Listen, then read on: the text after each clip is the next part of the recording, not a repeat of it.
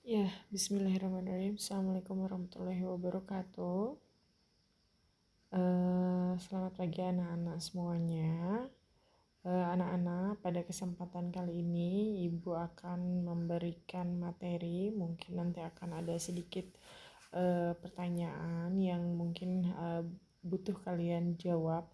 Tapi sebelum Ibu memberikan pertanyaan, Ibu akan menjelaskan beberapa hal mengenai materi yang akan saya sampaikan. Oke anak-anakku, semuanya hari ini kita akan mempelajari atau materi tentang dampak pandemi COVID-19 dalam bidang ekonomi. Nah, pada kesempatan kali ini pun Ibu akan menghubungkan dampak ini kepada keadaan ekonomi yang ada di keluarga kalian, semuanya, anak-anak, baik orang tua, kemudian keluarga besar, keluarga kecil. Nah, kita next ya. Oke, anak-anak, jumlah negara yang terdampak COVID-19 ternyata lebih dari 200 negara di dunia ini terpapar oleh virus corona atau COVID-19. Baik itu negara berkembang sampai dengan negara maju. Nah, anak-anak sudah tahu ya, negara berkembang itu apa-apa saja, kemudian apa yang dikategorikan negara berkembang, kemudian negara maju itu apa saja negara yang masuk ke dalam negara maju, dan kategori apa sih yang masuk ke dalam negara maju. Nah, mungkin itu sudah dipelajari di pelajaran yang lain. Oke, tapi Ibu tidak membahas masalah itu di sini. Oke, selanjutnya update terakhir tentang pertambahan kasus virus corona di Indonesia. Nah, saya dapatkan itu update tanggal 19 Juli 2020. Saat ini itu ya hari Senin, hari ini tepatnya ya. Saya membuat video tanggal 19 Juli 2020. Anak-anak, ternyata sangat luar biasa. Satu hari itu bertambah kasus positif itu 1639 jiwa. Nah, itu banyak sekali ya. Kalau kalian bayangkan 1639 jiwa itu berapa jumlahnya? Yaitu sebanyak, kalau kita SMP Negeri 12 itu masih di angka 500, mendekati 600. Jadi kalau kalian bayangkan 1600 itu kurang lebih 3 kali lipat ketika kalian sedang upacara bendera. Nah, banyak sekali ya anak-anak. Kalian bayangkan sehari itu di Indonesia sebanyak itu. Bahkan jumlah kematian di negara-negara lain itu sangat banyak sekali. Kalau kalian bayangkan itu dikumpulkan jadi satu, sangat banyak, sehingga kasus ini tidak bisa dianggap remeh. Bahkan sampai dengan pemberhentian kegiatan-kegiatan yang bersifat massal, seperti salah satunya adalah kalian, yaitu pembelajaran ya. Itu bersifat banyak, jumlah yang banyak, sehingga pemerintah memutuskan untuk menunda untuk masuk sekolah. Karena apa?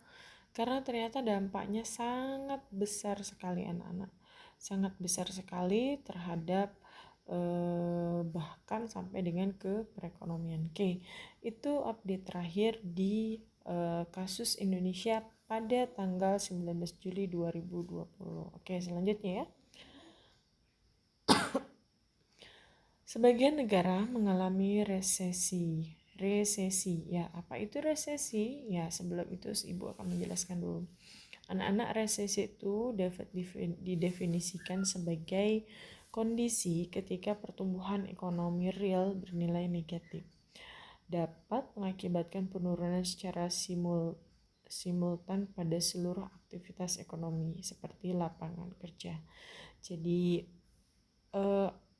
keadaan ekonomi yang sangat buruk sekali. Bahkan di 200 negara itu hampir semua negara mengalami dampak resesi, walaupun memang ada beberapa negara yang tidak terlalu besar.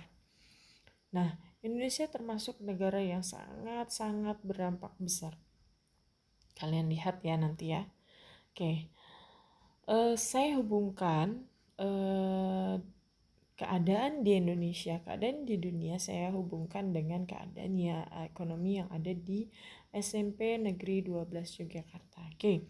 Dari data yang didapat mengenai dampak ekonomi bagi orang tua siswa SMP Negeri 12 Yogyakarta, dampak ketika ibu amati, kemudian saya juga melakukan beberapa wawancara di beberapa orang tua siswa. Salah satunya ibu dulu di kelas 7E, sekarang sudah kelas 8E ya, ibu sebutkan. Ternyata anak-anak dari evaluasi itu 98% mengatakan bahwa mereka terkena dampak dari virus corona atau COVID-19. Oke. Dari 98 berarti hanya 2% yang mengatakan bahwa enggak mengalami, dan itu sangat kecil sekali. 98% itu mereka mengatakan bahwa 50% dari 98% itu berdampak sangat besar. Jadi yang dikategorikan dalam berdampak sangat besar yaitu sampai dengan 1. Pengurangan karyawan atau kehilangan lapangan pekerjaan. 2. Pendapatan yang sangat turun drastis. Artinya dia tidak mengalami penurunan, dia tidak mengalami pemecatan, dia tidak mengalami yang namanya dihentikan pekerjaannya, namun dia mengalami yang namanya kesulitan dalam hal mendapatkan penghasilan sesuai dengan penghasilan sebelumnya. Contohnya ya, ibu contohkan. Contohnya adalah mungkin Gojek.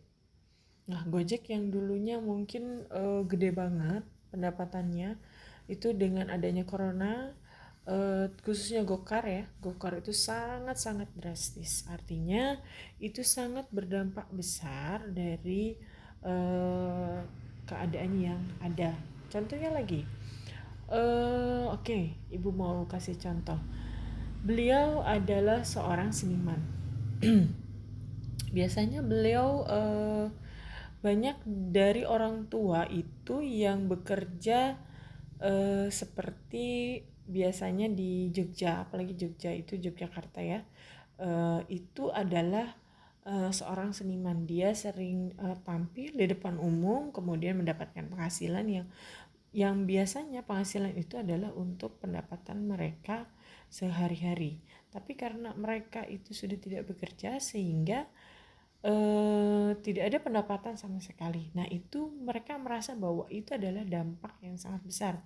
Next lagi, contoh lagi selain daripada itu adalah mereka-mereka yang bekerja di tempat hiburan, kemudian mereka-mereka yang bekerja di tempat mungkin objek wisata, pedagang objek wisata, bahkan ibu melihat terakhir itu saya tidak pernah membayangkan bahwa Malioboro itu akan sesepi itu.